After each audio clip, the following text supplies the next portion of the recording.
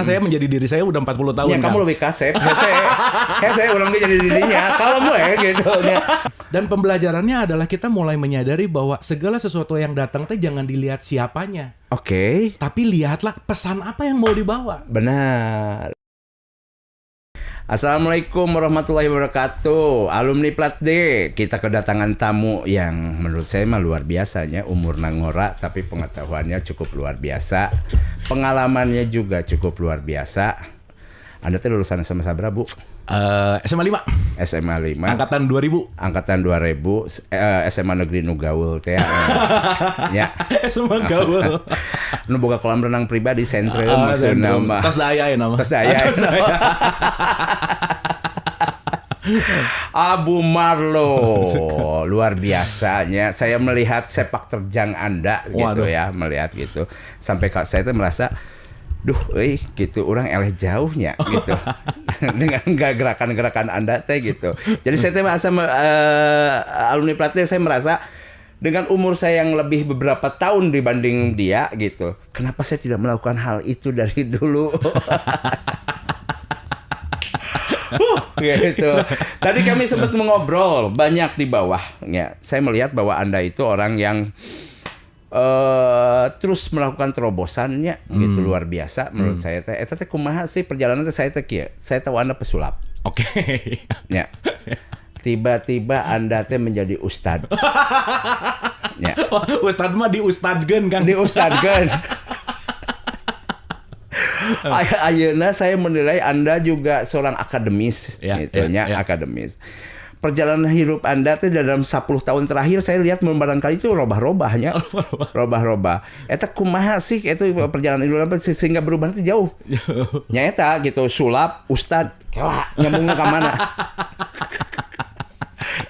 Sekarang pilot drone Kang sekarang mah. Ayeuna pilot drone gitu. Jadi memang agak susah kalau ditanya, ayeuna sibuk naon? Hese sih. Profesi teh naon? Hese sih. Kalau ayeuna teh bikin naon sih? Bikin YouTube naon namanya? Dialog positif Kang. Dialog positif ya dan luar biasa gitu. Semoga subscriber dialog positif juga ke kami juga ada. Oh iya, oke. Iya, pastilah. Kan kita sekarang lebih banyak kolaborasi ya. Intinya gitu kan. Eta kumaha cik Bu ceritain ketika Anda teh menjadi pesulap heula we gitu. Bingung karena menurut saya mah teu ngetren oge anu kudu jadi pesulap kunaon gitu. Sok kumaha eta teh? Oke, Kang. Pertama Kang hatur nuhun pisan saya sudah diundang di sini dan saya bahagia sekali gitu ya karena salah satu passion dalam hidup saya adalah ngobrol dan berbagi Kang. Itu passion gitu. Jadi happy pisan gitu ya kalau diundang untuk diskusi, untuk ngobrol. Wah, itu bahagia lah gitu intinya. Nah, mungkin kalau cerita dari mana mah ini bisa panjang pisan kan. Tapi ya mungkin kita bikin short yang mudah-mudahan ini bisa menjadi sesuatu yang pemirsa juga ada sesuatu yang mungkin bisa diterima sebagai sesuatu. Intinya kan kita hidup ini kan pentingnya adalah saling menginspirasi gitu kan. Karena kan kalau Akang tadi bilang kenapa saya di usia saya nggak melakukan hal seperti apa? Karena kita sadar bahwa setiap kita punya skenario Kang. Dan skenario itu pasti unik gitu. Makanya hal yang paling penting dalam hidup ini adalah jangan mencoba untuk jadi orang lain gitu. Karena kalau Akang mau jadi saya, Akang perlu 40 tahun berikutnya baru bisa jadi saya. Karena saya menjadi diri saya udah 40 tahun. Ya, kamu lebih kasep. Saya orang jadi dirinya. Kalau gitu ya. Lebih kasep. Ketika saya balik ke umur 40 saya kasep kamu, tetap itu bisa. Oke. Kasep mah perspektifnya kan. Mutlak kayak kamu teh kumaha sih? Oh, siga bodoh artinya bodoh mutlak. Oke, Kang. Oke, jadi kalau dimulai dari runtutan awal, saya teh sebenarnya pemain band Kang, gitaris dulu. Di SMA 5 saya teh gitarisnya band 5 gitu. Nah, cuman yang saya sadari dari selama perjalanan ini gitu, kita tahu ya perjalanan adalah dinamis gitu ya Kang ya, dan setiap segmen kehidupan teh pasti unik dan pasti banyak pelajaran gitu. Nah, cuman saya mendapati teh ketika saya menyadari bahwa saya adalah seorang yang senang untuk mengentertain orang Kang. Jadi saya tuh senang pisan kalau melakukan sesuatu yang orang teh happy gitu Kang. Makanya dari mulai ngeband di situ biasa Kang, SMA, wah itu mah udah ngeband abis-abisan. Saya berhenti ngeband teh karena Unpar waktu itu kan rada galak DO-nya kan. Iya. Oh. Alumni Plat D. Masalahnya besar aja kurang. Masalah juga. Dia udah gue iya aja IPK. Dia udah gue IPK jeung DO gitu kan. Jadi pilihannya cuma ada dua, ngelanjutin ngeband atau kuliah beres gitu. Nah, waktu itu nggak tahu ada batas DO teh kumaha gitu ya. Biasalah, ya udah. Akhirnya saya memutuskan untuk, dan saya berkuliah itu tujuannya cuma satu, Kang. Menyenangkan ibu bapak udah, Kang. Sarua. Ya saruanya. Saya mah nggak terlalu pengen gimana banget. Nu penting mah kolot happy gitu lah. Yang penting mah ibu bapak saya bahagia gitu. Dan jurusan yang saya pilih juga sebenarnya bukan jurusan yang saya pengen, Kang. Ekonomi.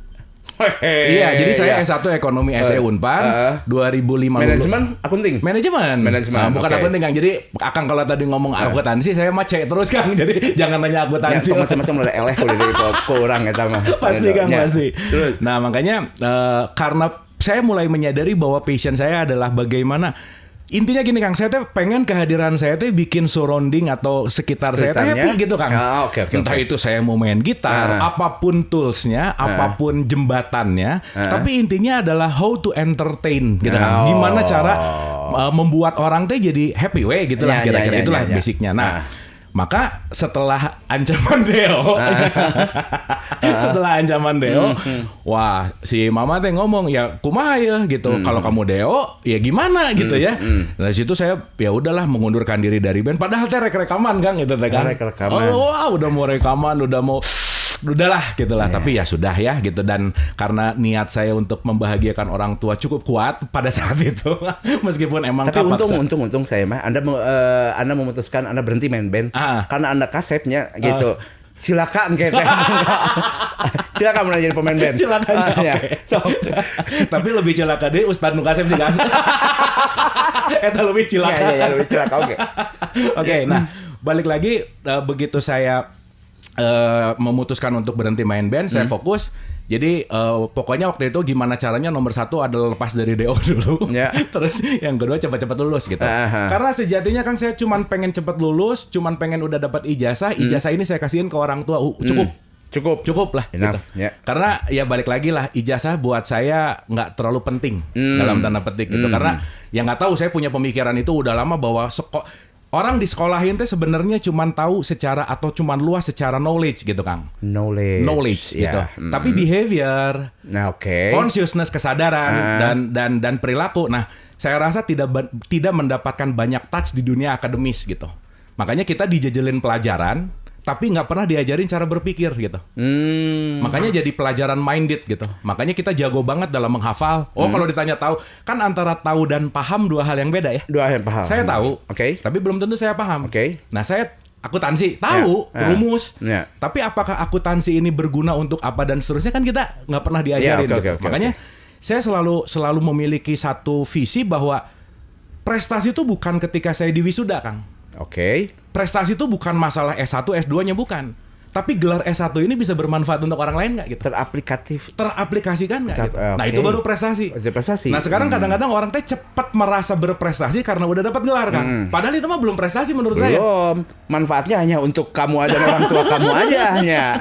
Itu satu. Yang kedua, ijazah saya hanya pakai untuk melamar anak orang, Kang, cukup. Karena kan suka ditanya ya, lulusan mana?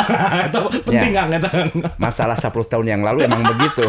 15 tahun dan 10 tahun yang lalu gitu masalahnya. Kalau datang ke rumah cewek, orang tuanya kuliah di mana?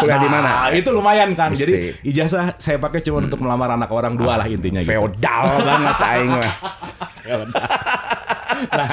Nah, terus singkat cerita, di mau kelulusan skripsi S1, zaman warnet, Kang. Zaman warnet dulu ada internet, can usumnya, belum ada. Nah, karena passion saya bermusik teh, ya tetap lah ya saya berhenti main band teh, ari session player mah aya wae lah ya, ada gitu, kita main-main gitu. Nah, tapi ini ada hal yang menarik, Kang. Karena pada saat itu saya belajar tentang Blue Ocean Strategy gitu ya. Blue Ocean Strategy, singkat cerita gini, bahwa kalau masuk ke dalam market ada Red Ocean, ada Blue Ocean. Kalau saya datang ke BEC rek dagang handphone, saya masuk ke Red Ocean, dah semua dagang handphone. Nah, tapi kita harus cari Blue Ocean-nya. Mana nih yang masih biru? Mana nih yang masih aman? Gitu kira-kira.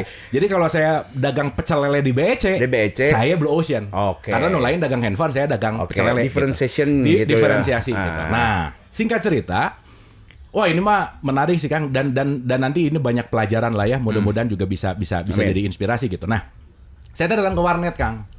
Datang ke warnet untuk menyelesaikan skripsi ceritanya. Skripsi juga tentang SMA 5. Ame TSN yang data kamu mah. Soalnya gampang gitu ke kepala sekolahnya. Pokoknya gitulah gitu ya. Nah, begitu saya mau ngerjain final, ingat pisan ini maka nggak pernah saya lupa ya karena saya rasa momen ini yang banyak merubah perjalanan hidup gitu. Okay. Jadi gini, warnetnya kan Kang pasti bekas orang ya tempat duduk tehnya. Nah, begitu ke warnet bekas orang, si orang ini teh lupa nutup file page-nya. Nah, dulu kan zaman Internet Explorer teh gitu gitu ya.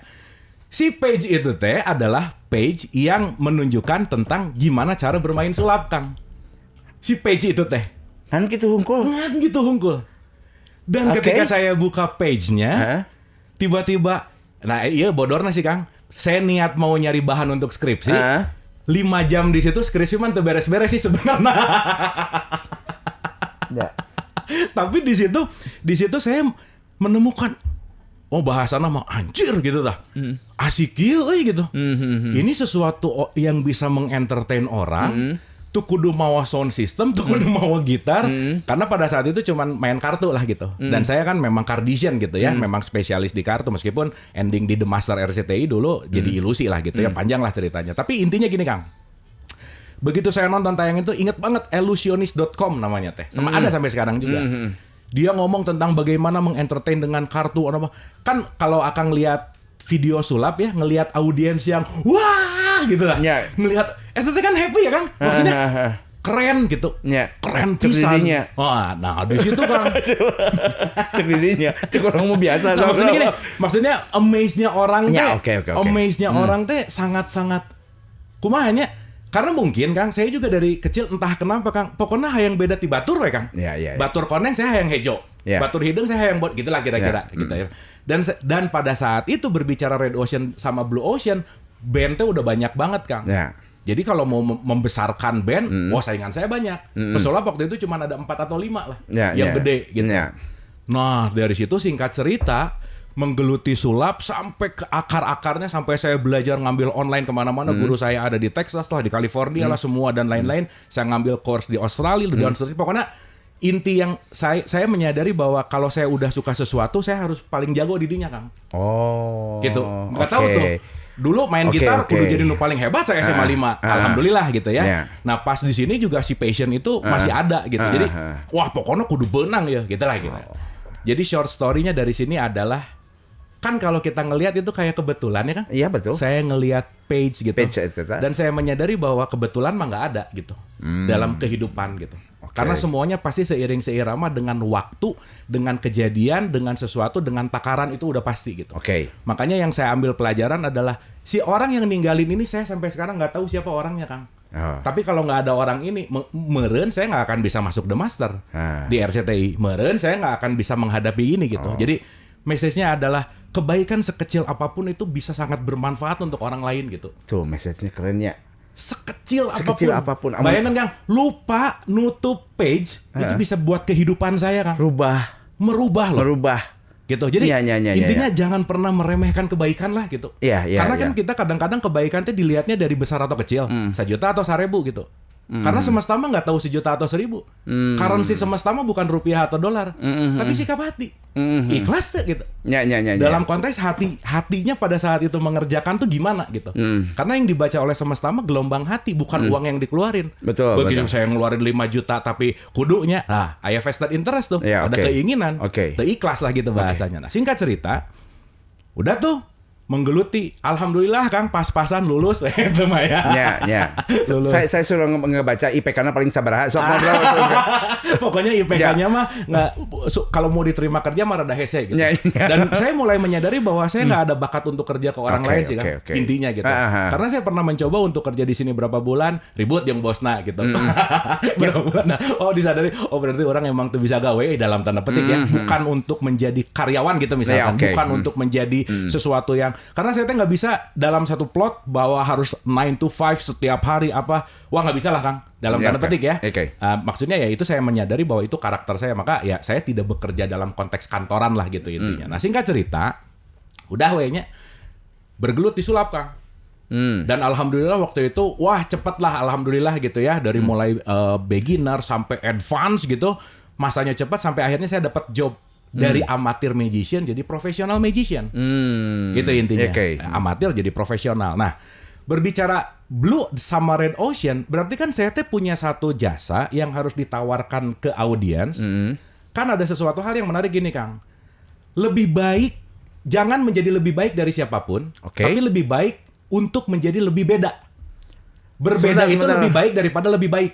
Contoh. Berbeda itu lebih baik gimana? Berbeda itu lebih baik daripada menjadi lebih baik.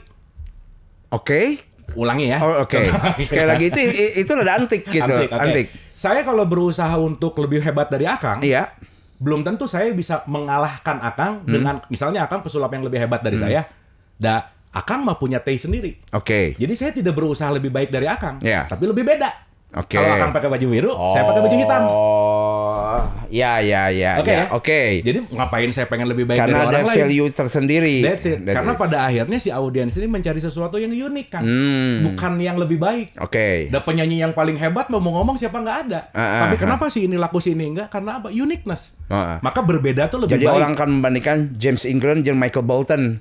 Dua nana bara Steve Joe Satriani.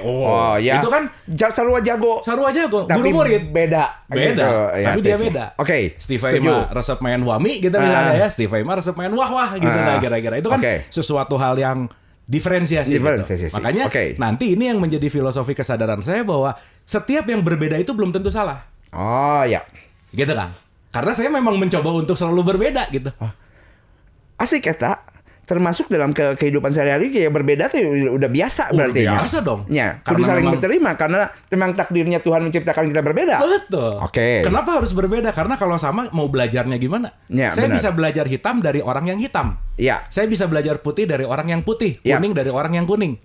Berarti semua untuk mewarnai kan, supaya warna sayanya jadi banyak gitu intinya. Nah, singkat cerita, skripsi beres, alhamdulillah. Dan saya memutuskan hal heroik, Kang, dalam hidup pada saat itu. Nyogok tapi Pak. Itu mah pertanyaannya. Unpar mah saya nyogok, Kang. Enggak. Alhamdulillah. Nggak tahu sekarang ya, dulu mah iya. Enggak deh. Nah, saya mengambil keputusan heroik gitu. Jadi, abis lulus, kerja belum, langsung memutuskan nikah, Kang. Langsung tadinya. Langsung memutuskan nikah. Jadi 2005 saya nikah gitu. Hanya modal ijazah we hungkul. Hanya modal ijazah. Kan tadinya yang penting ijazah untuk melamar anak orang. Karunyanya lalaki ieu bapana katipu. Bapana katipu. Kebenaran bapana bule, Kang. Jadi speak lah ya. Lain karena kamu tukang sulap. Nah, itu salah satu advantage jadi pesulap teh gitu, Kang. Meyakinkannya dahsyat. Luar biasa. Karena Anda lihat ini lagi anak-anak teh nyonya dikawin. Karena ilmu sulap itu kan convincing. Kudu pedenya. Pesulap tuh pede mau bisa lah gitu intinya. Nah, singkat cerita, salah satu momen besar dalam hidup saya adalah kelulusan, pernikahan, dan riset setelah pernikahan ini nanti ada beberapa etape gitu. Nah, singkat cerita gini, Kang. Jadi kembali nih. Begitu saya udah beres jadi pesulap dari amatir menjadi profesional, dari yang sekali main cuma dibayar 100.000, Kang. 100.000. Dan saya ngelihat pesulap-pesulap Indonesia waktu itu teh nggak mahal, Kang. Karena pada saat itu sulap belum menjadi industri. Jadi sisipan. Jadi setiap apapun sulap pasti sisipan. Makanya sedih pisan, Kang, kalau ngelihat di tangkal-tangkalnya di pohon, sedot WC di handapna tukang sulap, Kang. Badut sulap, sedot WC badut sulap. Eta pelakuna ge sarua. Pelakuna ge sarua. Jadi mereka teh punya kerjaan baru yaitu tukang sulapnya, tukang sedot WC. Jadi sedih kayaknya pesulap di Indonesia gitulah ceritanya. Jadi pada saat itu sulap belum berkembang sampai The Master ada dan lainnya kan luar biasa gitu. Nah, singkat cerita, passion teh, Kang, kudu bedanya. Ya. Beda. Setuju. Wah, saya harus beda, tapi sistemnya tetap, Kang. Saya selalu mempelajari sesuatu dengan sistem ATM teh gini, amati, tiru, modifikasi. Dan kita mah replicate ya. Nothing new under the sun ya. Nggak ada yang baru di bawah matahari begitu. Tapi semuanya hanya replikasi dan pembaharuan. Gitu. Nah, singkat cerita, saya teh ngelihat di Amerika itu pesulap teh maju. Jadi teknologi sulap di Amerika tuh 50 tahun lebih maju dari kita. ceritanya. Oke. Kalau mau dianggap, berarti kan udah maju pisan. Anda tuh zaman David Copperfield benernya. TK. TK. Tapi begitu saya sadari ternyata dari TK saya tuh udah emang seneng nonton Copperfield gitu. Jadi memang passion main sulap dari kecil tuh udah ada lah gitu intinya. Nah singkat cerita, saya tuh ngeliat, berarti kalau saya mau jadi magician di Indonesia yang marketnya belum ada apa, saya harus menentukan. Biasa ilmu ekonomi apa kayak segmenting, targeting, positioning, gitu kan? Ya. Nah, lumayan lah Kangnya. Lumayan. Lumayan walaupun dasar PIE tete. Pengantar ilmu ekonomi. Ya udah, berarti saya harus punya segmen nih. Targetnya mana? Dan yang paling penting adalah positioning nih. Ya. Orang mau ngelihat saya pesulap sebagai apa? Nah, dapat idea lah waktu itu. Saya nggak mau jadi pesulap di ulang tahun. Saya nggak mau jadi pesulap di event. Tapi saya dapat idenya ketika di Jalan Sudirman Jakarta teh ngelihat banyak pelang corporate Kang. CIMB, UOB. Terus saya mikir, kalau saya minggu ini show di CIMB, minggu depannya show di UOB, minggu depannya show di Manulife lah atau di mana. Marketnya asik nih, dan belum ada yang ngegarap waktu itu, belum banyak lah, 1-2 paling. Maka saya memutuskan untuk menjadi corporate magician, karena di Amerika corporate magician teh udah sangat dikenal populer gitu. Meskipun dia tidak terkenal, tapi jobnya banyak gitu kan. Lebih gitu. Kapitalis magician-nya. Kan nggak semua corporate kapitalis kan. Meren ya. Nah, singkat cerita begitu saya memutuskan untuk ke situ, corporate magician, bahwa saya akan menampilkan sesuatu di sebuah corporate untuk menggantikan message dari corporate kepada satu message yang saya kemas dengan sulap. Contoh. Contoh nih. Jadi nanti akhirnya ini jadi marketing magic. Makanya saya ngambil S2 gitu nanti. Habis ini cerita S2 nih. Nah, saya mikir, kalau sekarang orang cuman mau launching mobil baru. Ditutup ku kain. Kita launching mobil baru. Buka. Selesai kan? Apa impact-nya? Nah, saya nawarin. Mau nggak dari kosong muncul 10 mobil gitu. Gitu. Terus saya tawarin. Gini. Perjalanan seru lah gitunya. Banyak ditolak dulu lah dan belum menjadi sesuatu yang famous teh gitunya, belum sesuatu yang biasa gitu sih sulap teh. Tapi ya balik lagi lah ya, semua proses lah gitu intinya. Nah, akhirnya saya nemuin satu segmenting tadi kan di corporate magician. Saya menjadi wakil dari corporate untuk menyampaikan ke audiens sesuatu yang miracle, tapi hebat bukan saya. Yang hebatnya corporate-nya. Saya mah hanya menyampaikan untuk showing something. Dan ternyata, nah nanti cerita ya, karena ini nanti masuk ke tesis Kang. Dan tesis ini nggak ada yang bikin se-Indonesia Raya, cuman saya baru satu. Bagaimana sulap dijadikan sebagai alat marketing. Nah itu tesis tuh. Nah kenapa juga saya milih tesis itu? Belum ada. Jadi sidangnya cuma 10 menit Kang. Dan dosen lagi tengartieun. Pintar kamu. Lain 2 jam, 3 jam, dapat B. Itu bisa studi empiris kabaturnya. Tapi ini terbukti. Karena kenapa data dari corporate-nya dengan kepuasan pelanggan dengan apa ada gitu. Dan pada saat itu juga dosen-dosen saya ngerti amat tentang sulap kan. Tapi yang ingin saya tawarkan adalah ada loh metode marketing yang bukan hanya, karena waktu itu saya ngomonginnya gini Kang. SPB gini.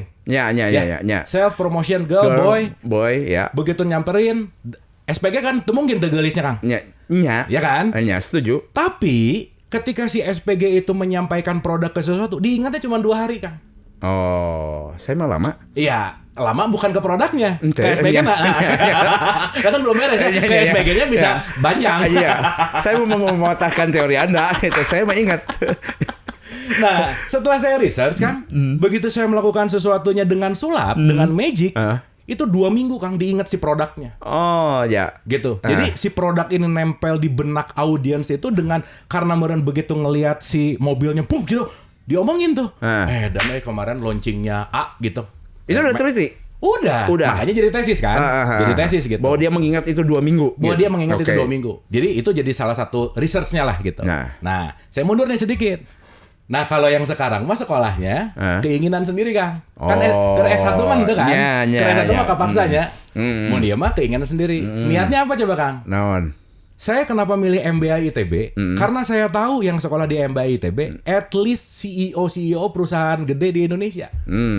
Gitu Kang. Karena saya perlu connection nih. Ya, cerdas. Jadi sekolah bukan pengen IPK, bukan. Iya. Yang mau Kang, pengen kenal.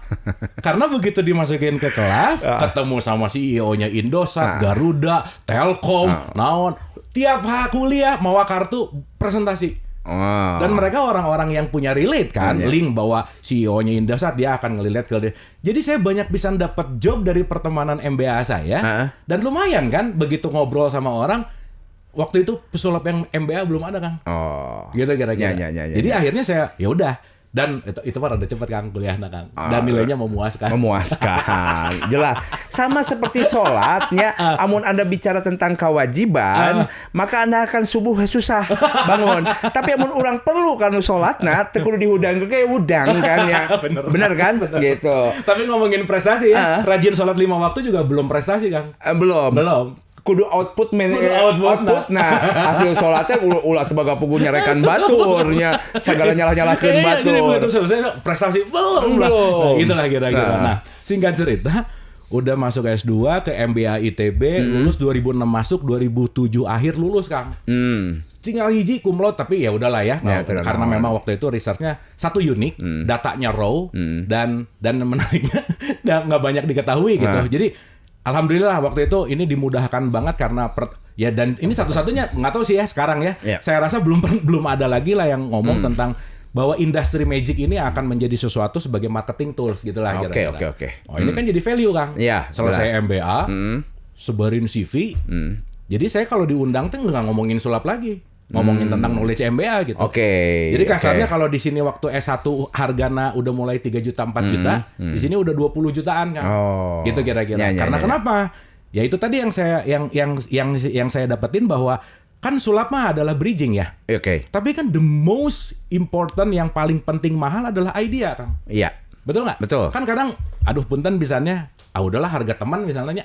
Tapi kan kita nggak tahu bagaimana dia mendevelop sesuatu kan mahal pisan sebenarnya. Ya, betul. Itulah kenapa apresiasi seni di luar sama di kita teh beda, Kang. Ya. Kenapa di luar tuh, wah gimana gitu? Karena dia tahu bahwa ide itu sesuatu yang sangat mahal gitu. Kan dia mahnya, ya gitulahnya. Orang event mah pasti tahu lah. Mana pinter, ngan kita unggulnya. Kemudian bayarnya sarua we. Atau ente gitu. Terus dari teman lagi. Kamu pinter gitu. Makanya kalau saya sih kalau harga teman, harga babaturannya pasti saya kasih lebih mahal, Kang. Babaturan. Gitu. Saya datang ke kafe, dia ya kasih nayanya. Pasti embung dalam artian di diskon, embung orang yang bayar mun bisa maleuwih gitulah kasarna gitu kan. Karena kan teman gitu. Nah, singkat cerita 2008 lulus MBA, 2008 lulus S2 gitu, punya gelar MBA. Nah, perjalanan mulai Kang. Di situ diketemukan sama RCTI. Jadi apa yang saya research, apa yang terjadi di dunia luar, ternyata RCTI lagi mau bikin bagaimana. Waktu itu kan usum Indonesian Idol Kang. Ya. RCTI itu waktu itu idolnya beres, macam-macam beres. Dia tuh pengen bikin sesuatu, pengen bikin idol pesulap. Namanya The Master. Nah, kebetulan. Ya nggak kebetulan sih, maksudnya jalannya adalah saya kenal sama Deddy Corbuzier, saya kenal sama Romy Rafael, saya kenal sama Joe Sandi dan lain-lain, kumpul lah, di hire. Oke, kita mau bikin ini gimana? Ya udah cerita bla bla bla, merancang, jadi The Master. Dan The Master salah satu program yang fenomenal, di mana in-house production RCTI yang the best ratingnya pada saat itu luar biasa Kang, meledak aja gitu lah. Nah, ya di situ tuh, jadi akhirnya ya balik lagi sih, passion TK juga ada sih. Hayang asup TV gitu Kang. Pengen masuk TV gitu. Kemudian di situ Anda terkenal. Itu biasanya. Itu ada lah gitu. Wah, kebuktian nih. Makanya saya semakin benar-benar berterima kasih sama orang yang ninggalin si website tadi kan. Mun nggak ada orang, dan saya sampai sekarang nggak tahu kan siapa orang. Iya, pembelajarannya juga saya melihat segala sesuatu itu kan gini, semua tidak karena kebetulan ya. Dan orang itu barangkali sebenarnya tidak sengaja barangkali. Memang dia melihat terus kemudian ditutup padahal dia itu memberikan manfaat sebenarnya sama banyak sama orang.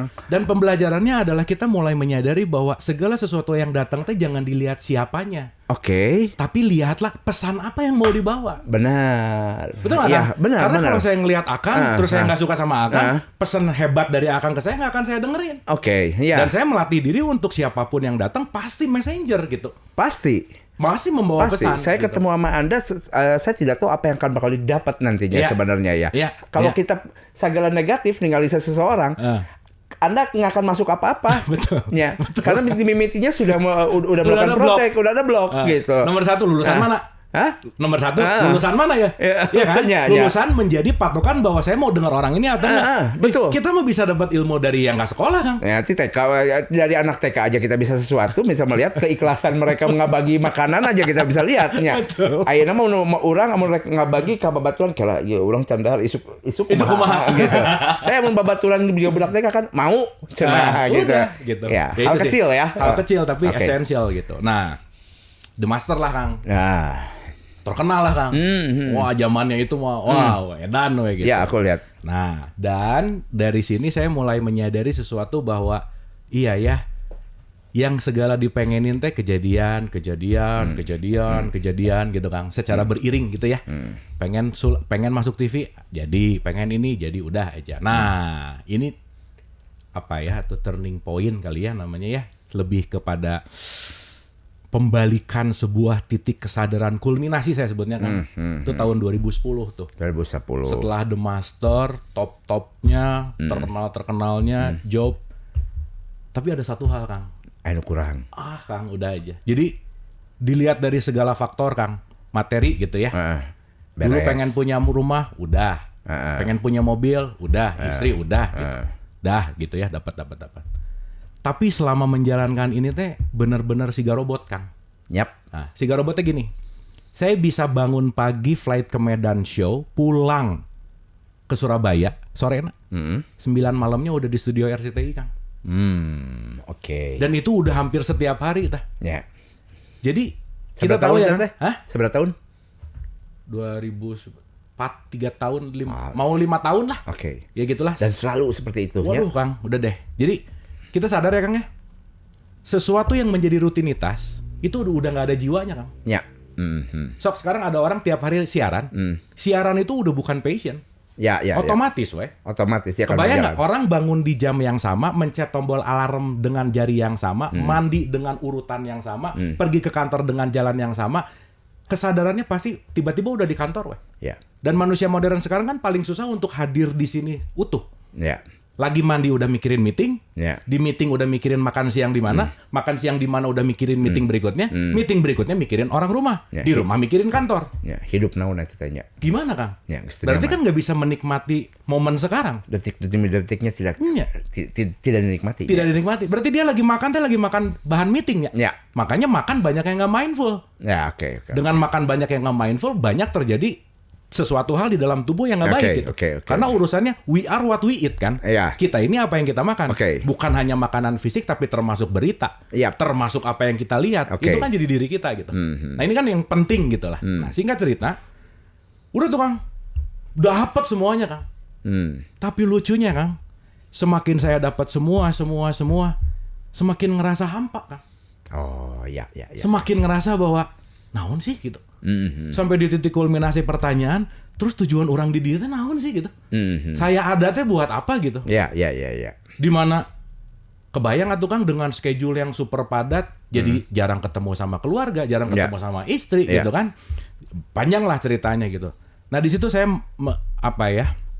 kalau bisa diceritain mah intinya adalah kalau sekarang kita ngelihat orang bahwa rumahnya gede, mobilnya banyak, terus kita pengen dan ngerasa bahwa dia lebih baik dari kita, jangan lupa, Kang. Mau orang sekaya apapun, semiskin apapun, masalah mah aya wae. Pasti sama ya, kira-kira ya. Dia nggak pernah berpikir bahwa rumah gede nu ngebersihanna saha. Benar. Mobil banyak nu maintenance saha. Ya. Karena kita melihatnya bahwa faktor bahwa intinya gini, Kang, kadang eksternal tuh lebih menarik daripada internal. Ya. Karena kita tergoda dengan pengen. Karena kita tergoda dengan dogma atau dengan konsep bahwa rumah lebih besar tuh lebih nyaman. Ya. Padahal bantal yang mahal, kamar yang mewah, yang menentukan tidur nyenyak tuh batin, Kang. Yep. Bener nggak? Bener. Ada orang yang punya castle, tapi nggak bisa tidur nyenyak, Kang. Ya. Sieun di paok lah, mikirin ini. Makanya orang semakin kaya, contoh, sebelum kaya banget tidurnya mungkin nyenyak. Ya. Udah punya Harley-nya 7, Lamborghini-nya 6, jam 1 pagi, ayah kena tuh. Jam 3 pagi bangun, ayah kena tuh. Jadi tengah nyenyak. Jadi si kemelekatan ini membawa jiwanya jadi batin lah ya, kita ngomong batin yang lebih dalam, nggak tenang gitu. Nah saya mengalami itu Kang. Anda mengalami itu? Mengalami itu. Oke. Jadi batin saya tuh nggak tenang Kang. Nggak tahu gitu. Jadi bayangin atuh Kang, ribuan stage lah kasarnya gitu. Ya. Dengan pengulangan. Jadi ya, saya naik stage sih udah nggak ada saya weh. Ya. Udah weh gitu. Hanya pengulangan, menang duit, pengulangan, menang duit gitu kira-kira. Ya. Dan ya balik lagi ya, saya selalu menyadari gini Kang. Ini mungkin agak-agak menarik gitu ya. Kan sulap teh hobi Kang. Jadi saya bersyukur sih. Saya dapat penghasilan dari sulap. Dan menurut saya filosofis hidup adalah hobi yang dibayar tuh menarik. Ya itu. Bener nggak Kang? Bener.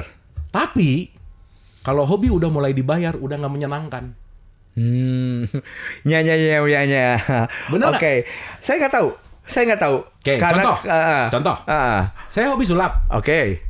Tapi kalau sulap udah dibayar, si klien teh hayang kamu kudu kieu. Oke. Saya mau nggak mau ngikutin klien dong. Iya. Berarti nggak menjadi diri sendiri. Tapi Anda menyenangkan kan? Dapat uangnya. Sekaliannya, jika misalnya saya hobi sesuatu, saya menyukai sesuatu berdasarkan passion saya cinta terhadap sesuatu gitu, dikerjakan. Kemudian dibayar, bukan itu terus jadi anugerah sebenarnya mah. Gini Kang, maksud tidak menyenangkan teh, kemenyenangkannya berkurang karena saya terlimitasi oleh order dari orang yang meng-hire saya. Hanya karena Anda harus discuss maunya mereka. That's it. Nah sekarang saya senang videografi, senang main drone. Hari saya main sendiri mah, wong kumaha saya weh. Ya. Tapi ketika kalian orang hayang ISO nasakia, hayang aperture nasakia, hayang shutter speed nasakia, hayang kia, atuh. Alus cek saya mah gitu. Ya. Tapi menurut dia alusnya gitu. Jadi saya menurunkan kadar kebagusan saya karena ngikutin kemauan klien kan. Dapat uang gitu. Nah, bukan masalah sih ini mah. Cuman saya mengalami bahwa segala sesuatu yang udah mulai dibayar ada keterikatan gitu. Intinya gitu. Ya, kalau itu mungkin beda setiap orang ya. Beda. Cuman ini mah perspektif saya gitu. Hobi yang dibayar dan ketika dibayar udah berkurang kemenyenangkannya karena kenapa ada ikatan gitu lah kira-kira. Yeah. Nah, singkat cerita, udah nih S2 beres, the master. Jadi kalau puncak karir top of the top lah Kang. Dan perlu diketahui, ada satu peneliti namanya Paul Purcell. Dia meneliti tentang orang-orang sukses sedunia top of the top Kang. Ini disebut dengan yang namanya toxic sukses. Toxic, ya oke. Apa yang disebut dengan toxic sukses? Orang kecanduan untuk jadi sukses. Jadi dia ngerasa kurang terus. Punya 5, pengen 10. Punya kecanduan, 10, sukses. Jadi memang nggak ada limitnya. Nggak ada limit. Jadi dia akan mendapatkan 8, dia akan 9 akan 10 dan tidak akan berhenti sampai mati. Iya. Ketika saya dapat 2 juta, otak saya udah 10 juta. Jadi 2 juta nothing Kang. Maka sekarang ada ngomong bahwa biasanya ibu-ibunya mau ke undangan, buka baju. Aduh nggak punya baju nih. Ya, padahal dibuka placina baju unggul. Nah itu kira-kira kurang asal mengingatkan sama siapa yang di rumah, apakah kamu begitu? Gitu Kang. Nah si toxic sukses itu ternyata Kang, si Paul Purcell ini meneliti semua orang-orang hebat nomor 1, mau dari banking, insurance, mau dari perpajakan, semua chef apa. Di puncak dari puncak kesuksesan mereka, ujung-ujungnya banyak yang bunuh diri Kang. Kela, toxic itu apakah karena masalah dia tidak bisa kalau memanage mentalitas mereka, atau saya juga ketemu orang yang sudah naik gitu ya, kemudian justru dia jadi lebih sederhana. Iya. Ada itu tapi dia apakah dia tidak setiap orang kan yang nggak setiap orang. Tapi ini penelitian di top of the top orang-orang yang paling mungkin kalau di top of the top. Iya. Karena dia dipaksa untuk kompetisi terus. That's it. Ya makanya disebut toxic gitu. Jadi intinya apa sih? Kalau sekarang kita ngelihat orang yang hebat, ternyata di puncak kehebatannya tetap bunuh diri, nggak happy kan? Jadi jangan-jangan kita sekarang lagi mau menuju ke situ, nyampe belum, udah pratoxic duluan gitu, itu bahaya gitu. Makanya itulah kenapa hidup kan bukan perlombaan ya kan? Bukan masalah saya pengen lebih baik dari orang lain gitu. Tapi gimana saya memperbaiki versi diri saya dari hari kemarin. Saya patokannya. Ya good. bukan orang lain Bagus. gitu. Karena nggak comparing apple to apple kan. Saya sama Akang unik ya. Saya nggak bisa dong menilai saya berdasarkan penilaiannya Akang. Orang kita beda gitu. Okay. Tapi yang saya nilai adalah hari kemarin seperti apa. Saya harus lebih baik hari ini. Maka parameter indikatornya adalah self, diri sendiri gitu. Nah, kembali ke si toxic sukses. Saya tuh ngalamin, Kang. Di puncak punya, ini punya, itu punya, terkenal lah, udahlah gitu kan. Tapi teh hampa gitu. Dan menyadari bahwa apa sih yang dicari gitu kan? Ya, oke. Dan nggak tahu itu teh hampa teh kunaon. Nggak tahu. Ada yang merasa hilang aja gitu. Jadi, kumanya kalau bahasanya spark gini, ngerjain sesuatu kan gini ya Kang, segala sesuatu yang dikerjakan dengan bahagia pasti outputnya bagus Kang. Pasti itu mah. Maka saya tidak setuju dengan hard work. Bukan bekerja keras, tapi joy work, bekerja dengan menikmati. Harus menikmati. Iya tuh, gimana? Bekerja keras sehebat apapun, ternyata saya nggak suka kerjaannya, stres Kang. Tapi kalau saya menikmati pekerjaannya, apa yang saya kerjain, makanya kenapa relativitas waktunya Einstein menarik Kang. Akang kalau ketemu sama orang yang menyenangkan, ngobrol 3 jam sih 5 menit Kang. Ya. Tapi kalau Akang ketemu nu pika sebelen, ngobrol 5 menit sih 3 jam gitu lagi. Ya. Asal neraka. Kok udah pernah ke neraka Jadi neraka tong jauh-jauh ya. Ketemu sama orang yang menyenangkan jam aneh gitu ngobrol. Terus aing balik gitu jawabannya. Aing balik orang kan gitu ya. Ya, berarti kan intinya adalah bukan dari apa pekerjaannya, tapi saya bisa menikmati pekerjaannya nggak? Nah di situ mulai Kang. Saya tuh ngerasa jadi robot gitu. Bangun dengan kegiatan yang sama, syuting dengan interview. Anda udah nggak enjoy ya tatanya? Udah nggak enjoy Kang. Oke. Kenapa? Karena ya balik lagi ya, industri. Ya, padahal Anda teh itu teh adalah sesuatu yang Anda inginkan, cita-cita Anda ketika Anda TK yang jadi pesulap, tapi ketika itu teh kemudian Anda tidak merasa enjoy juga, ada yang hilang. That's it. Dan itu yang membuat saya pelajaran bahwa hidup tuh dinamis Kang. Hidup tuh mengalir, hidup tuh tidak linear gitu. Iya. Jadi kalau sekarang andai kata kita lagi pertandingan sepak bola dalam hidup, dari menit 0 ke 90, di menit ketiga kebobolan 2-0, jangan ngerasa kalah dulu, waktunya masih banyak. Kan sekarang orang gampang, aduh aku gagal, nggak ada. Masih menit ketiga nih. Ini masih ada 40 sekian menit yang jangan ngomong bahwa sekarang A, sekarang B. Kenapa? Karena hidup tuh tidak linear. Jadi jangan takut ketika di babak ke-1 sudah ketinggalan 4-0 gitu. Jadi 4-0 terus ya udahlah. Tapi kan besoknya jadi ente liburnya baru daknanya. Jadi babak kedua udah gitu. Lagi malas ngomongin MU kan, udah kan ngomong lagi malas ngomongin MU gitu. Nah, maksudnya adalah ketika saya menyadari bahwa hidup tidak linear, tidak ada sesuatu yang absolute truth kan. Nggak ada sesuatu yang benar dalam hidup. Itulah kenapa tiap hari kita disuruh ihdina siratal mustaqim, tunjuki jalan yang lurus. Mulai menarik nih. Sok terusin. Nah. Tunjuki jalan yang lurus. Berarti nggak akan ada yang pernah benar-benar lurus, karena kenapa? Menuju yang lurus tuh dinamis. Nggak ada yang udah di jalan yang lurus. Buktinya tiap hari kita masih ngomong tunjuki jalan yang lurus. Sekarang saya tanya. Gimana Bu? Ya. Jalan lurusnya mah ada, tetapi kita selalu jalannya zigzag gitu. Tapi jalan lurusnya mah udah ada. Gini kan, kita dari sini nih derajatnya. Mungkin segini. Dan ini kan dinamis nih. Sampai menuju ke titik siratal mustaqim, itu kan berarti kan progres. Berarti kita sadari bahwa orang yang mengucapkan ihdinas siratal mustaqim sadar dirinya belum lurus. Benar nggak? Benar. Gimana orang yang sadar dirinya belum lurus tapi ngaku goreng batur Kang? Kan aneh.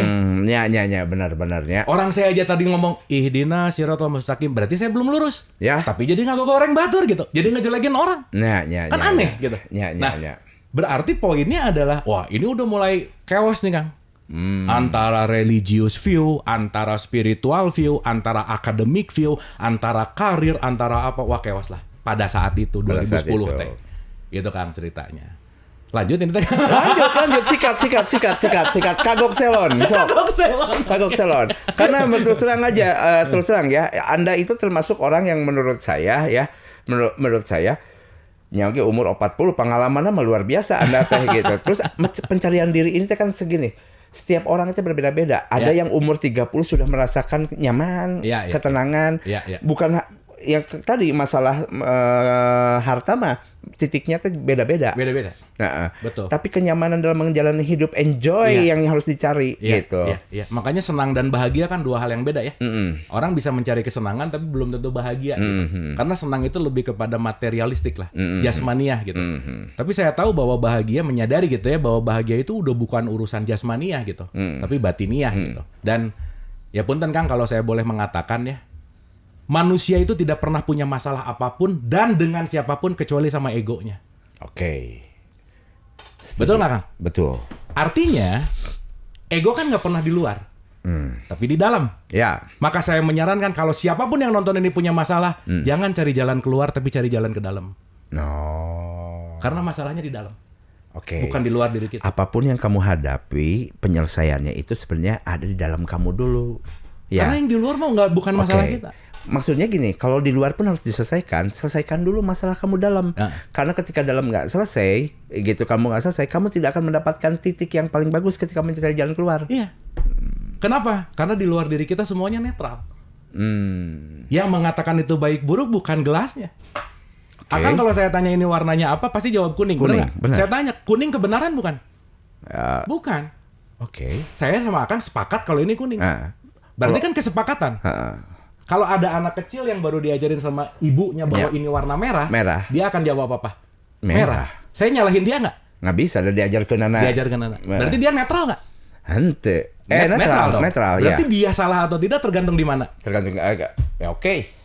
Sekarang sementara orang kalau punya masalah gimana ngomongnya Kang? Cari jalan keluar, bener nggak? Ya. Berarti pengen ngeberesin yang di luar, maka nggak beres-beres Kang. Oh. Kalau di luarnya pengen diberesin nggak bisa. Karena kita itu bukan... Tadi bahasa itu keren, Bu. Saya tinggal ya. Karena sebenarnya ya, apa yang misalnya yang tadi anak kecil ngomongin gitu bahwa ini merah, kemudian kita sepakat ini kuning gitu kan. Berarti sebenarnya belum tentu juga tujuannya mah nggak sama kita. Iya. Hanya berbeda apa yang mereka ketahui aja. Iya. Oke. Berarti limitasi kita kan pengetahuan. Sebanyak-banyak yang kita tahu, lebih banyak yang kita nggak tahu, Kang. Sebanyak-banyaknya kita tahu, lebih banyak yang tidak tahu. Setuju ya tamanya? Ya iya. Berarti jangan sok tahu gitu kan. Udah loba-loba nyalakeun batur gitu nya. Karena kita teh banyak tidak tahunya. Loh, sekarang kalau kita terlimitasi oleh pengetahuan yang sangat simpel dan ngelihat bahwa di luar ini bahwa semua salah, nanti orang ngomong apa coba? Oh, paham baru ya. Padahal manehna baru paham. Ya. Benar. Berarti kurang jauh mainnya gitu. Dalam tanda petik ya. Iya, kurang jauh. Nggak tahu kalau ini di orang lain warnanya jadi yellow. Bener nggak? Iya, betul. Akang ngomong ketemu sama orang Inggris, yellow. Henteu koneng gitu. Bisa berantem nggak Kang? Bisa. Gara-gara pengetahuan yang terlimitasi gitu. Itulah kenapa nggak ada limitnya Kang. Oke. Kenapa Kanjeng Rasulullah selalu mengatakan hidup itu belajar dari buayan sampai liang lahat. Karena hidup ini adalah school of life. Pembelajaran yang nggak ada selesainya. Nggak akan selesai ya. Tetapi ketika ada orang yang berbeda sama kita harus sadari juga bahwa pencarian ilmu itu beda-beda. Oke. Dan perbedaan itu adalah ilmu untuk kita. Ya, sumbernya satu, kita bisa melihat dari semua perspektif. Kan ada cerita yang sangat fenomenal tentang 3 orang buta yang mendescribe gajah kan. Oke, ya. Yang satu pegang apa, semuanya beda. Tapi gajahnya mah sama. Nah, berarti kan bukan masalah benar atau salah. Karena perspektifnya gini Kang. Saya membagi 3 level dalam kesadaran hidup Kang. Dan kebetulan alhamdulillah pandemi ini tuh banyak berkah Kang. Dialog positif ada. Buku saya yang kedua udah keluar gitu. Oke. Alhamdulillah. Aduh saya lupa, nanti saya kirim ya. Sini gitu. Itu mind blowing judulnya. Jadi saya menyadari bahwa kedinamisan hidup itu akan melalui 3 stage Kang. Kedinamisan ya, at the end gitu. Yang pertama benar salah. Itu level paling basic. Paling bawah lah. TK lah gitu. Benar salah. Tapi hidup ternyata bukan ngomongin benar atau salah. Karena perintah kalau kita ngomongin dalam perspektif religion, agama Islam misalkan, fastabikul khairat, berlomba-lomba dalam kebaikan. Bukan kebenaran bukan. Tapi kebaikan. Jadi level lebih tinggi daripada benar atau salah adalah kebaikan. Maka kebenaran mah simpan di dapur weh. Akang nggak perlu tahu kalau ke restoran itu pecinnya merek apa, itu kecapnya merek apa. Keluar dari dapur yang penting sehat dan enak. That's it. Nggak perlu terlalu banyak tahu mereknya apa dan lain. Betul nggak? Betul. Maka kebenaran mah simpan di dapur, weh. Dan kalau menurut saya kebenaran itu adalah taunya setelah saya mati, nanti saya tahu yang benar yang salahnya mana. Oke. Makanya kebenaran itu tidak ada yang absolut. Absolut. Makanya balik lagi ihdinas siratal mustaqim. Karena kebenaran Akang siang hari ini besok pagi bisa expired. Akangnya dinamis, sayanya dinamis. Akang 1 jam yang lalu, saya 1 jam yang lalu udah bukan kita di sekarang nih. Sel kita udah berubah, kesadaran kita udah berubah, maka kita dinamis nih. Gitu kan kira-kira kan. Makanya kan kedua kebaikan berarti. Kedua kebaikan. Makanya mau benar atau salah, yang di kedepan mah kebaikan aja udah dikedepankan beres. Makanya tukang ada orang jatuh, di jalan, mau nolong. Ibu agama naon, masa gitu Kang? Ya. Bener gak? Nyeta gitu. Ya. Ya oke. Oh beda, jejak. Nah beda, jangan kan gitu. Sama misalnya. Ya. Islam. Ya, duluan gitu, ulah. Oh gitu. Belum tentu Kang. NU Muhammadiyah. Nanya deh. Ya. Bener gak? NU garis keras. Atau gak berupaya. Jangan mana. Itu maksud saya Kang. Tulung heula gitu. Makanya kalau kita menyadari bahwa kita ini dipersatukan oleh manusia, kan? Fitrah kita tuh manusia. Cuman kefitrahan ini berkurang kadarnya karena limitasi-limitasi yang kita ketahui. Dari mulai suku, bangsa, agama, dan ras. Betul nggak? Betul. Itu limitasi kita. Yang akhirnya saya nggak ngelihat Akang sebagai manusia. Kenapa? Oh iya mah orang naon. Oh iya mah kumaha. Itu jadi jembatan gitu. Bukan jembatan, jadi dinding. Sehingga saya nggak clear ngelihat Akang gitu. Gitulah kira-kira. Nah. Saya nyerita naon ya kan jadi putar. Oh iya oke. Karena gini, Anda tuh rubah kan, Anda rubah dari seorang magician kemudian mencela sekosong. Inilah hal-hal yang bisa membuat orang berubah. Betul. Karena sebenarnya ketika Anda dalam kondisi sukses sudah, mencapai target tertingginya sudah, tapi tetap ada sesuatu yang kurang. Nah, ini yang Anda bicarain ini kan semuanya akibat-akibat itu. Gitu. Nah, jadi message sampai sini adalah gimana ya? Jangan pernah menilai diri dengan kapasitas dan nilai orang lain, Kang. Contoh, suksesnya si ini teh jadi CEO. Ya tong hayang jadi CEO atuh. Dah itu mah suksesnya dia. Sehingga ketika dia ngerasa bahwa dia adalah karyawan, saya nggak sukses. Padahal plotting skenario, kan saya gini, Kang, saya selalu menganggap itu ginilah gampangannya. Kalau ada orang meninggal, tradisi Islam langsung aja innalillahi wa inna ilaihi rajiun. Ya. Saya research Kang. Ternyata 90% yang ngomong innalillahi wa inna ilaihi rajiun dia cuman membunyikan. Ya, membunyikan. Bedakan antara bunyi, tahu, paham, sadar. 4 nih. Karena Beo diajarkan ngomong yang sama. Beo bisa. Akan ngomong. Tapi pertanyaannya Beo sadar tuh? Belum tentu. Beo ngerti nggak? Nggak tahu. Nggak akan tahu. Oke. Nah, singkat cerita ketika kita mengucapkan sesuatu kan intinya bukan ucapannya, tapi esensinya. Coba kita renungkan. Segala sesuatu datang dari dia dan akan kembali ke dia. Betul nggak kan? Betul. Berarti segala sesuatu nih. Innalillah segala semua. Jadi kalau gitu kan, kalau kita lihat dan kalau kita renungkan, kita semua datang dari sumber yang sama kan? Iya dong. Kalau datang dari sumber yang sama, datang dari tempat yang sama, mau kembali ke tempat yang sama, nah garelut gitu. Kenapa berantem? Padahal sumbernya sama. Berarti kesadaran sumber sama ini dilimitasi oleh pengetahuan-pengetahuan yang membuat kita jadi berbeda gitu. Kalau pengetahuannya berbeda pun nggak jadi masalah, tapi harus menyadari dulu. Gitu bahwa perbedaan ini pasti ada. Gitu. Karena pada akhirnya untuk kembali ke masalah. Anda mau lewat Binong, Rekadago, Anda kembali terserah. Karena 7,9 miliar manusia di muka bumi punya 7,9 miliar jalan menuju Tuhan. Jadi nggak usah usil sama jalan orang lain lah gitu. Makanya saya selalu mengatakan agama adalah jalan, Tuhan adalah tujuan. Jadi tong ribut di jembatan wae gitu. Dan tujuannya mah di situ. Gitu. Gitulah kira-kira gampangannya. Nah, singkat cerita, ketika kita udah sadar bahwa kita akan dari dia menuju ke dia. Berarti kan kita tuh di sini lagi mampir, Kang. Maka saya selalu mengatakan hidup itu the school of life. Sekolah. Dan hidup ini adalah panggung sandiwaranya Tuhan, di mana Tuhan adalah sutradara agung, kita adalah aktor aktrisnya. Dan Tuhan udah tahu dan udah punya skenario untuk kita. Sudah tahu. Iya dong. Dia perlu pemeran antagonis. Dia perlu pemeran orang hero-nya. Contoh, Kang. Naon ya nu gampangnya. Sidul anak sekolahan aja. Yang paling mungkin kita tahu ya semua. Ada Rano Karno, ada Sidul. Rano Karno memerankan Sidul. Ya kan? Ya. Sidulnya ngebunuh. Sidulnya nih. tapi Rano Karno bisa dapat Piala Citra. Karena dia memerankan dengan sangat baik gitu. Dan kita tahu bahwa hidup ini adalah pemeranan. Itu satu. Yang kedua, perspektif saya adalah kita tuh semua muridnya semesta kan. Murid kita mah. Pembelajar. Betul nggak? Betul. Gurunya adalah sang sutradara tadi. Maka saya selalu mengedepankan visi misi bahwa sesama murid dilarang mengisi rapot temannya kan. Sesama murid dilarang mengisi rapot temannya. Yo, oke. Sip. Ya. Ya. Murid ya? Benar. Murid. Ngapain saya ngisi rapat teman? Ngapain saya ngisi? Atau Anda berhak menilai, saya berhak menilai Anda. Anda mah pempena butut, opat gitu nya. Anda sebenarnya saya tiba-tiba karena kita sudah dekat gitu, tiba-tiba akuntansi ke Anda yang tadi sebut C, saya sebutkan Anda dapat A ya. Iya. Padahal kemampuan Anda cuma C. Oke. Dan saya menyadari. Dan saya mengiyakan. Karena memang kapasitasnya begitu. Karena saya sangat tidak bijak ketika kita compare antara ikan sama monyet dengan berenang, Kang. Atau dengan memanjat. Nah, sekarang kan pendidikan semua disuruh berenang semua. Rek ikan berenang, rek monyet berenang, rek jerapah berenang. Pokoknya berenang aja. Padahal kapasitasnya belum tentu jadi perenang. Ya, ini ke dunia pendidikan Anda bicara ya. Bahwa kita memang selama ini di labeli sesuatu yang bahkan di produk sama. Iya. Penyeragaman. Prosedurnya harus begini akan diharapkan menghasilkan orang yang mereka mau. Iya, yang mereka mau. Berarti kan industri nih ujung. Industri. Balik lagi ya. Oke. Ngomongin ini mah panjang kan.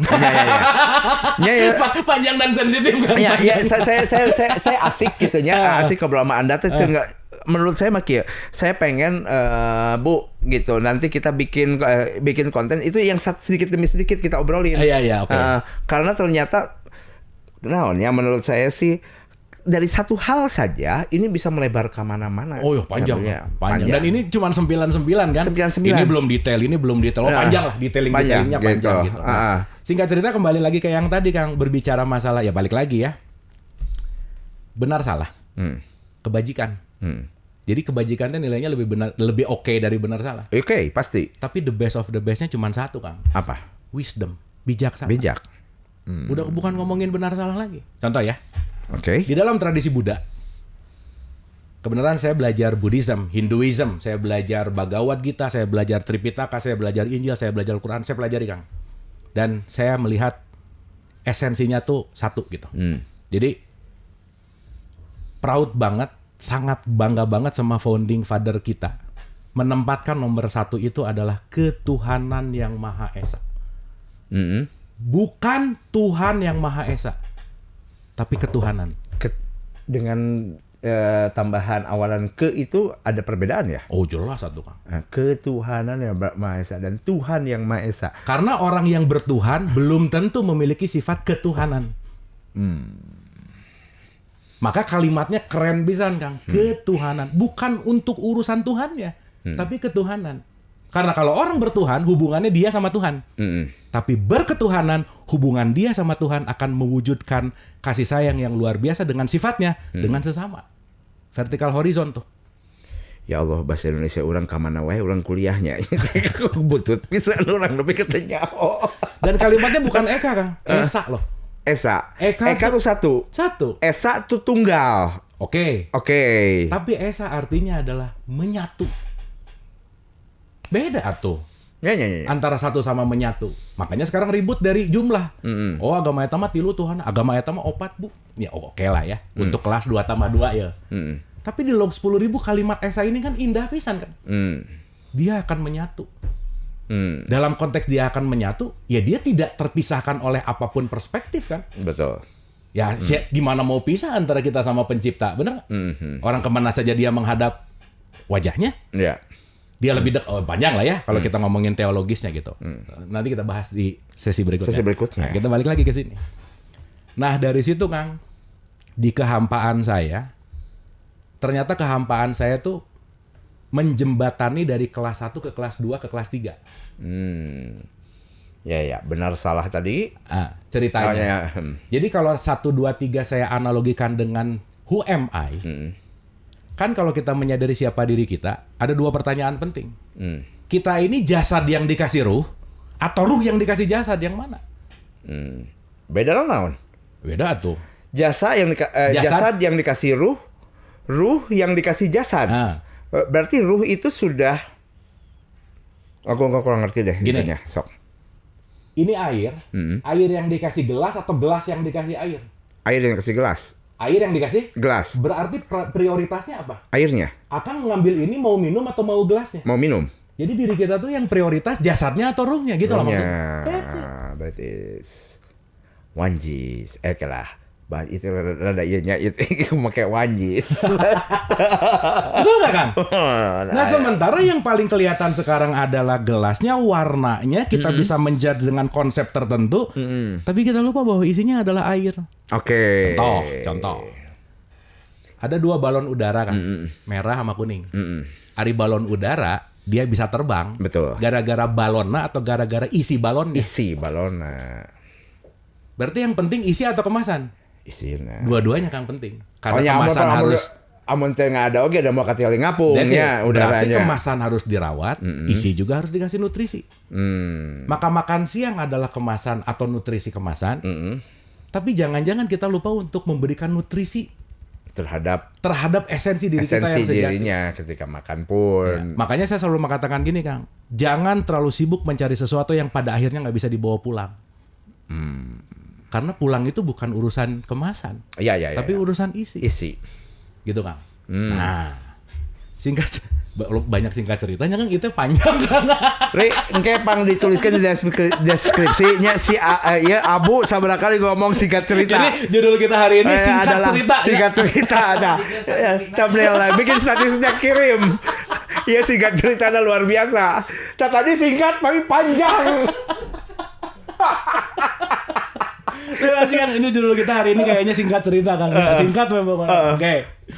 Aduh ngekompekin cerita dalam 40 menit kan susahnya, tapi balik lagi lah ya. Mudah-mudahan poin-poin kita berdialog ini kan bukan ya gini, bukan masalah dialognya gitu, tapi saya lebih menyadari bahwa begitu Tesla mengatakan bahwa if you want to know the secret of universe, dia bilang 3 poin penting. Energi, vibrasi, frekuensi. Jadi omongannya mah nggak terlalu penting, tapi energi omongannya yang penting. Karena energinya yang akan menghidupkan. Maka orang yang melakukan berdasarkan pengalaman dan orang yang melakukan berdasarkan pengetahuan akan beda dengernya.